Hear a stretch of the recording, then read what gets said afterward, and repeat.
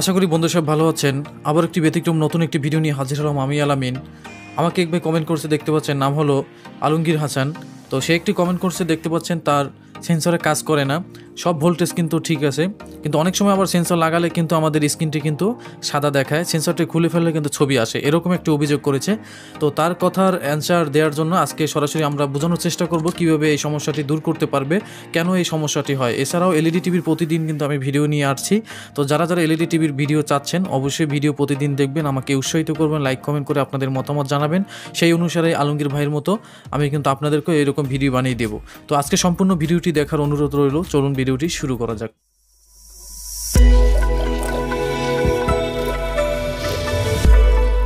সমস্যাটি কোন কোন সেকশন থেকে আসতে পারে তো এখন আপনাদেরকে আস্তে আস্তে বুঝিয়ে দেবো। আমরা কিন্তু 3D আকারেও কিন্তু আপনাদের অঙ্কন করে আমরা ডায়াগ্রাম অনুসারে কিন্তু বোঝানোর চেষ্টা করব। তো ডায়াগ্রাম অনুসারে পরে বুঝাই। তো আমাদের এই সমস্যাটি প্রথমেই হয় সেন্সর থেকে।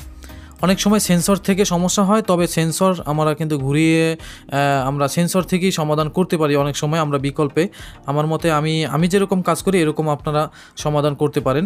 তো এর আগে মাদারবোর্ড থেকে যদি এরকম সমস্যা হয়, যেমন ধরেন আমাদের জঙ্গল আইসি যদি সমস্যা হয়, এখান থেকে আমাদের আউটপুট ইনপুট এবং এখানে একটি গ্রাউন্ড ভোল্টেজ থাকে, মানে আয়ার সিগন্যাল থাকে মাঝখানের পিনটা। তো এই সিগন্যালগুলো আমাদের জঙ্গল থেকে আসে। তো জঙ্গল আইসি থেকে যদি আমাদের সমস্যা হয় বা জঙ্গল আইসির পিনগুলো যদি শর্ট হয়, তাহলে এরকম সমস্যা হতে পারে। এবার দেখতে পাচ্ছেন এই যে 3টি কানেক্টরের পিছনের দিকে আমাদের একটা 18 ভোল্ট ট্রানজিস্টর রয়েছে। তো এখান থেকে আমাদের ইনপুট আউটপুট আসে। এই যে দেখেন পিন ধরে গেলেই এখানে কিন্তু আমাদের একটি কানেকশন কিন্তু এখানে গেছে। আর আমাদের এখানে আইএফ সিগন্যালটা, এটাও কিন্তু আমাদের জঙ্গল আইসির সাথে সম্পর্ক রয়েছে। তো এই যে ট্রানজিস্টরটাই কিন্তু আমাদের কিন্তু বেশি সমস্যা হয়ে থাকে। এখানে একটি 18 ভোল্ট ট্রানজিস্টর রয়েছে। তো এই সমস্যা, এই ট্রানজিস্টর যদি শর্ট হয়ে যায় তাহলে এরকম সমস্যা আমাদের সাদা পিকচার আসে। যখন ট্রানজিস্টরটি আমরা ভালো লাগাই বা যখন ট্রানজিস্টরটি আমরা চেঞ্জ করি তখন কিন্তু আমাদের এই সমস্যাটি দূর হয়ে যায়। তো এই ট্রানজিস্টরতে বেশিরভাগ সমস্যা হয়ে থাকে। এছাড়াও এখানে আমাদের বাধা দেওয়ার জন্য অনেক রেজিস্ট্যান্স থাকে, তো এগুলো আপনারা দেখতে পারবেন। আর জঙ্গল আইসিতে তো অবশ্যই আপনারা দেখবেন এই পিনগুলো কোথায় গেছে। অনেকেই প্রশ্ন করেন যে আসলে এই পিন কোন কোন নাম্বারে গেছে, এগুলোর প্রয়োজন নেই আমি মনে করি। কারণ আপনারা দেখবেন যে এখানে আপনার সমস্যা পাবেন, এই পিন ধরে কিন্তু গেলেই কিন্তু আপনারা দেখবেন এটা কত নাম্বার পিনে কিন্তু আমাদের ইন হয়েছে।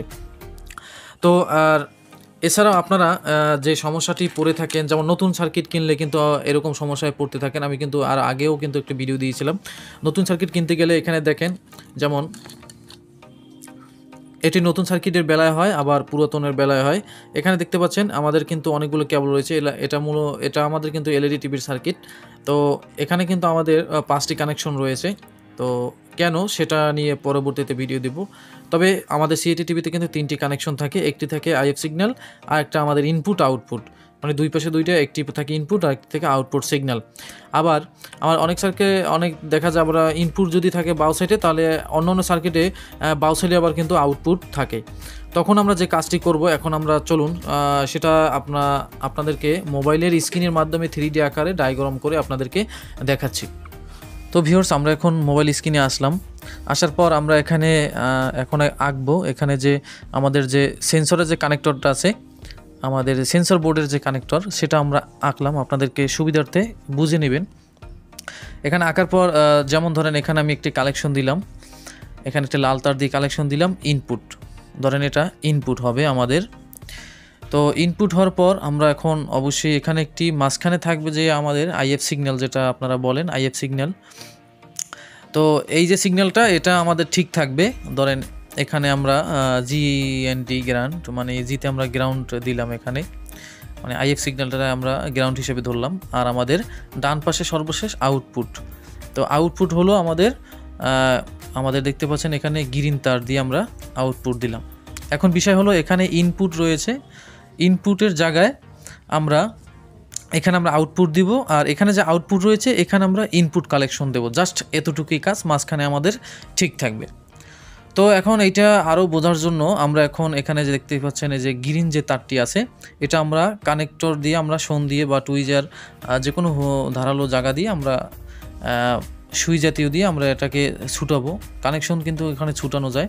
তো ছুটিয়ে আমরা ইনপুটের জায়গায় আমাদের আউটপুট সিগন্যালটা দিলাম, আর মাঝখানে তো ঠিকই থাকবে বললাম আইএফ সিগন্যালটা। আর এখানে যে আমাদের গ্রিন তারটা ছিল, সেখানে আমাদের লাল তারটা যেটা আমাদের ইনপুট ছিল সেটা আমরা আউটপুটে দিলাম। মানে জাস্ট কানেকশন আমরা ডান পাশেরটা বাঁ পাশে আর বাঁ পাশেরটা ডান পাশে।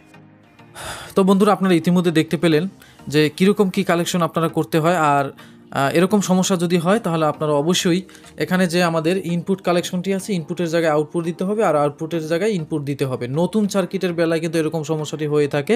আবার পুরাতনের বেলায় যদি আপনাদের এরকম হয় তাহলে আপনারা এরকম কালেকশন আপনারা ঘুরিয়ে দিলে ঠিক হয়ে যাবে। আর যাদের ঘুরিয়ে দিলে ঠিক না হবে তারা এই ট্রানজিস্টরগুলো দেখবেন, এখানে রেজিস্ট্যান্স দেখবেন, সিগন্যাল দেখবেন, এখানে জঙ্গল আইসিটি শর্ট আছে কিনা সেগুলোও দেখবেন।